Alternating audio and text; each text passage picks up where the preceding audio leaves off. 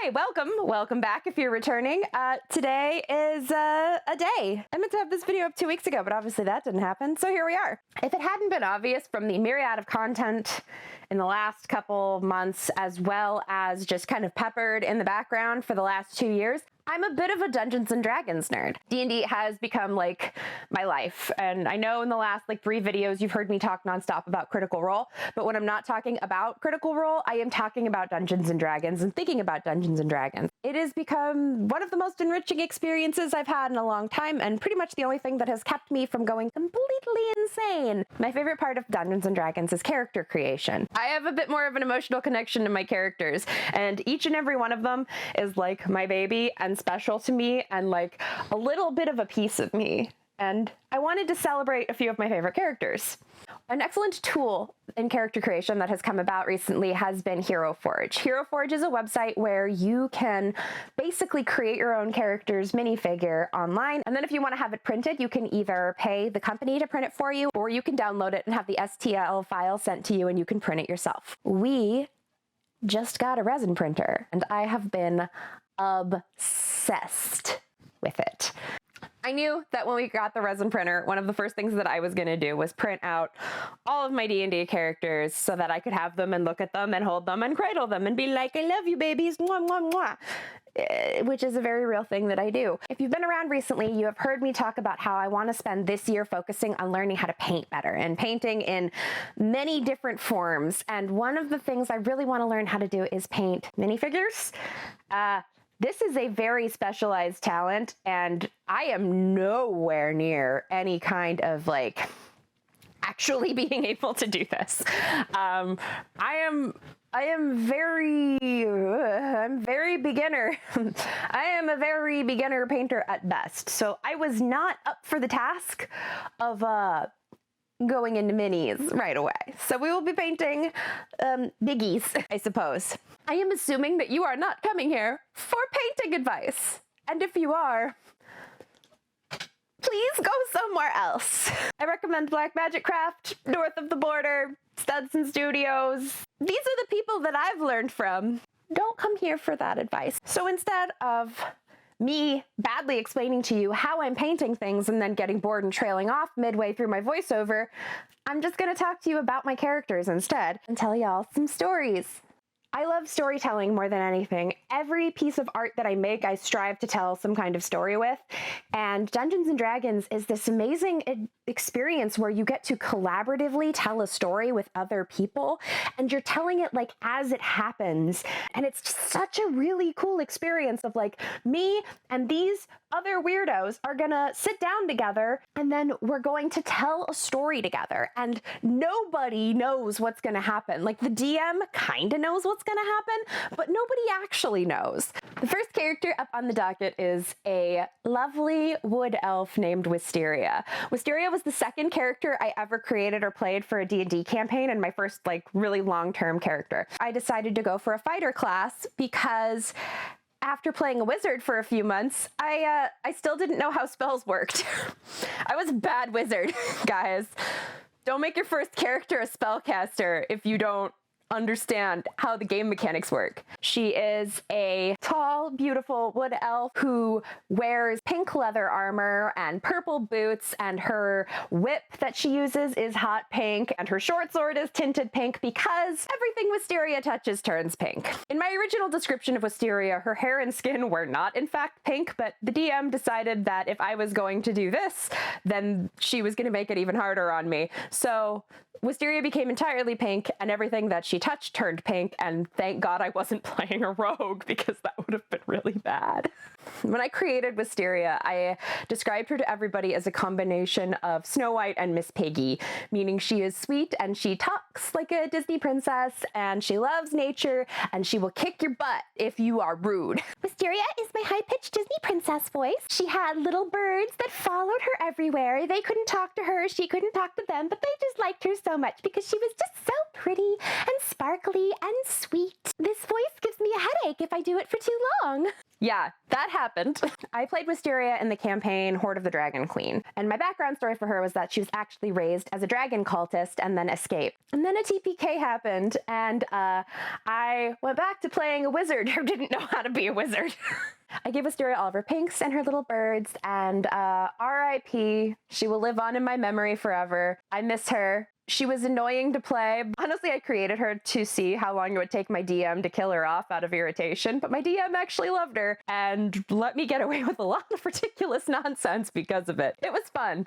My second character is Neffy, a tiefling monk that I created for a campaign that my niece DM'd over the summer last year. Because we were doing a post-apocalyptic setting, my niece granted each of us a mutation, and Neffy's are her bat wings that wouldn't actually be this big, but you can't actually size down wings on Hero Forge yet. But Neffy's wings do not work well enough to support her. She can't fly with them. They essentially work like a drag chute when she jumps off of things, which is, you know, great for monks. Honestly, it's basically the Featherfall spell. Neffy is a purple tiefling. She's got her little ram's horns and her long purple tail and her wings. She is very silent, stern kind of character, generally just bewildered by everything going on around her. Her path is Way of the Shadow, so she dresses all in black and she's dark purple, so it all works out really well. The coolest thing that I ever did with Neffy happened right at the beginning of the campaign, where we were supposed to capture this guy and bring him back for a bounty, and I used thaumaturgy to like make noises to distract him away from camp, and then I grappled him and then I knocked him unconscious with the flat end of my axe. My niece and nephew still talk about it like it's a legendary thing that happened, so I will take it. I would like to play Neffy again at some point. I'd like to explore her character and her background a little bit more. I like her. I like her style. She's much cooler than I am, but like in an awkward way. Like she seems cool until you're like, no, she's just quiet because she has no idea what to say. She's really uncomfortable right now, guys. The last character today is my current character and my favorite character that I have ever created. Amanita is a halfling Circle of Spores druid. She is a mess.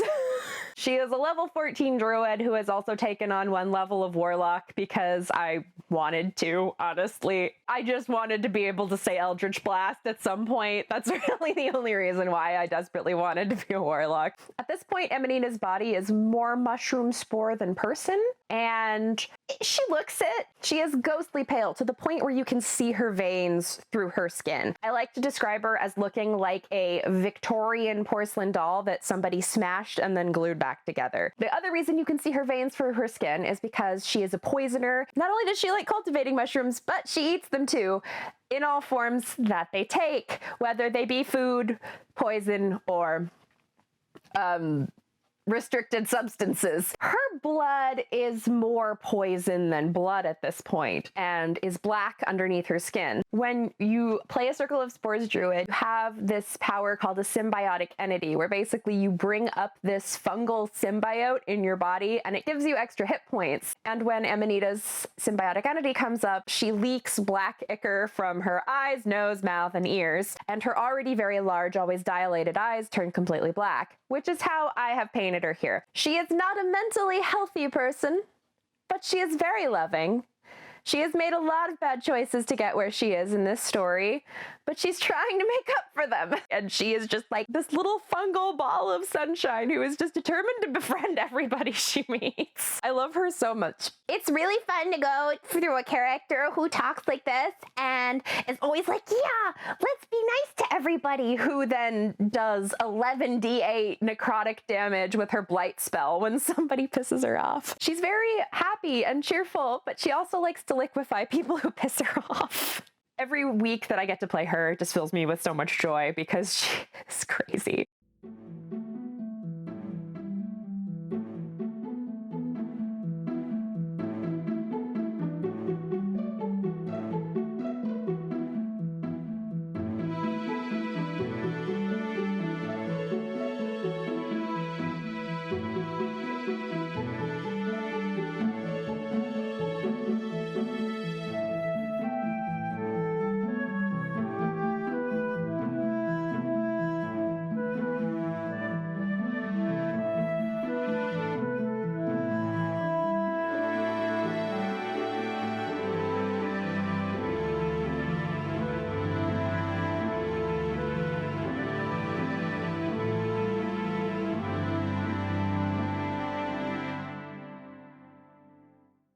I love Dungeons and Dragons. And I love her. I have all three here with me on my shelf. Here are all three of my lovely ladies. I'm so proud of them. They look so much fun together as well. And I love having them on my bookshelf as this reminder of this really cool thing that I get to do with my friends and these things that I have created. I love this little halfling so much. I can't wait to see what other crazy nonsense I get to do with her. I hope you enjoyed this. I hope you enjoyed hearing about my characters. It's a little weird and disjointed, but this was kind of the point of it, was to just share with the internet a little bit about the characters that I love. So that's just 3 of the 6-ish characters that I have gotten to play so far, and I also have several characters in my pocket for other one-shots that I'm really excited to bring out, and a few others in the future. If you play D&D, please share with me your characters in the comments. Like, I want to hear about them. I want to hear their backstories. I want to hear what choices you made and why. Make your character on Hero Forge or draw your characters or whatever. Please, like, send it to me on, like, tweet it at me or Instagram it at me, because I want to see these things. I love seeing what comes out of people's minds. Thanks for watching. We've got a really awesome Critical Role video coming up in the next video, which, if you want a sneak peek of, there's some pictures over on Twitter. Like, subscribe, notification bell. Check out all of our other things. There are links to all of our other socials in the description. And yeah. I was going for kind of like a cute, sunny Hobbit girl vibe in my outfit today, and instead I look like Tia Peppa from Encanto. I have no issues with this, of course, because Tia Peppa is awesome. I tried to explain to my nephew that Tia in Spanish means aunt, and my name is Tia, and I am his aunt. That's why he calls me Titi, because Tia. And he just gave me this look that said, this conversation isn't enough about Encanto, so, oh well. If you hear this sound, it's me playing with the drawer pulls behind me. For those of you that are Critical Role fans, this happened yesterday. This happened. Liam O'Brien retweeted our FCG build. This happened, and I died. I cried so much yesterday. So yeah, that happened, and I don't know how to feel about it. Mostly just been disassociating about it.